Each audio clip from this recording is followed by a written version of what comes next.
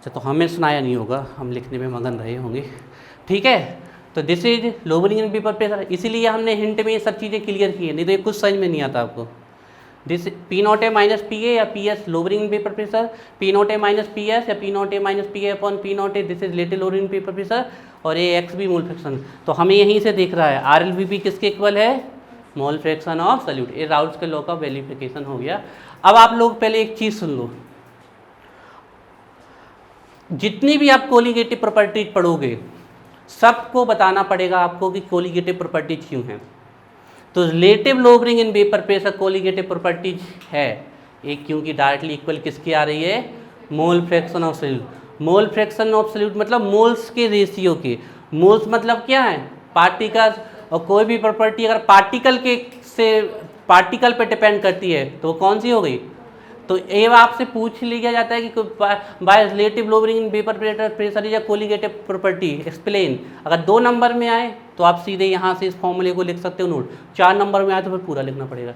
इसके बाद एक चीज़ और सुन लो, आप जितने भी आप पढ़ोगे कोलिगेटिव प्रॉपर्टीज सब में आपको मोलिकुलर मास ऑफ सॉल्यूट निकालना पड़ेगा, मोलिकुलर मास ऑफ सॉल्यूट सब कोलिगेटिव प्रॉपर्टीज से।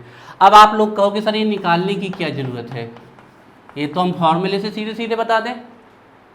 इसका कितना है 23 एंड 35.5 58.5, इसको निकालने की क्या ज़रूरत है। कोई पूछ ले आप इसका निकालो, एसिटिक एसिड का, एसिटिक एसिड का निकालो आप, तो आप कहोगे सर निकालना क्या है, जोड़ दें। लेकिन आप लोगों को एक चीज़ नहीं पता, एक घटना नहीं पता अभी। ये जो सल्यूट होते हैं आयनिक सल्यूट कहलाते हैं, ये पानी में जाके टूट जाते हैं। जैसे Na किस में टूट जाएगा, Na पॉजिटिव Cl नेगेटिव। ये CH3COH किस में टूट जाएगा, CH3CO नेगेटिव और H पॉजिटिव। अब तुम निकाल रहे हो इसका 58.5, लेकिन वो टूट किस में गया है 23 में और 35.5 में, तब मॉलिकुलर मास यहाँ से नहीं मिलेंगे। पार्टिकल्स बढ़ रहे हैं ना, पार्टिकल्स बढ़ते जा रहे हैं, टूटते जा रहे हैं, क्योंकि अगर ये NaCl पानी में वैसा ही पड़ा रहता तब कोई दिक्कत नहीं आती, लेकिन अगर ये टूट गया तब दिक्कत आएगी। तब मॉलिकुलर मास ऑफ सॉल्यूट निकालने के लिए हमें किसकी हेल्प लेनी पड़ती है, कोलिगेटिव प्रॉपर्टीज की। हर एक फॉर्मूला इस, और एक कौन चीज़, मान लो आपने 100 मॉलिक्यूल डाले, जरूर थोड़ी 100 ही टूट जाए, हो सकता है 90 टूटे 70 टूटे।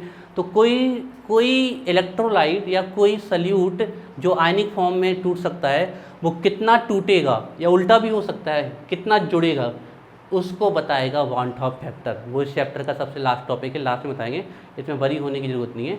तो हमने आपको सिर्फ ये बताया कि ये जो मॉलिकुलर मास ऑफ सॉल्यूट है ये फॉर्मूले से हम तभी निकाल सकते हैं जब आपका जो भी आप चीज़ डाल रहे हो घुलने के लिए वो टूटे नहीं, ना ही जुड़े। लेकिन अगर टूटने लगी या जुड़ने लगी तब उसके मॉलिकुलर मास को आप किससे निकालेंगे, कोलिगेटिव प्रॉपर्टी।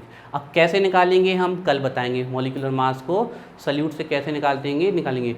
यही मॉलिकुलर मास ऑफ सॉल्यूट जो आप निकालोगे ये आप हर एक कोलिगेटिव प्रॉपर्टी में निकालना है। कोलिगेटिव प्रॉपर्टी का लास्ट मकसद ही है क्या निकालना, मॉलिकुलर मास ऑफ सॉल्यूट। लेकिन किस सॉल्यूट का, जो टूटता है या फिर जुड़ता है। बात समझ में आ रही है। न्यूमेरिकल्स आते हैं उससे बहुत सारे, अभी हमने इसको यहाँ तक किया एक कोलिगेटिव। अब इक्वेशन से इसको इक्वेशन फर्स्ट मान लें। इस इक्वेशन से क्या हम ये कह सकते हैं कि relative lowering in vapour pressure is a colligative property. हम यहाँ तक आ चुके हैं। हम कह सकते हैं from above equation it is clear that relative lowering in vapour pressure directly equal to mole fraction of solute, that is ratio of moles of solute to the total moles of solute, that's why it is a colligative property. तो इसको अब हम कल करेंगे। चलिए इतना बन जाएगा ना कल। अच्छा होमवर्क लिख लो, रोज का होमवर्क, कल सबकी कॉपी आनी चाहिए। होमवर्क लिखो, डेट डाल के लिखना है होमवर्क। होमवर्क लिखिए फर्स्ट,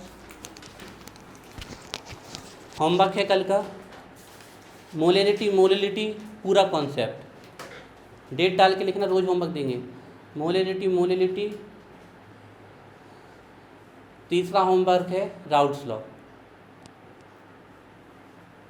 ये 3 चीज़ें हम कल पूछेंगे।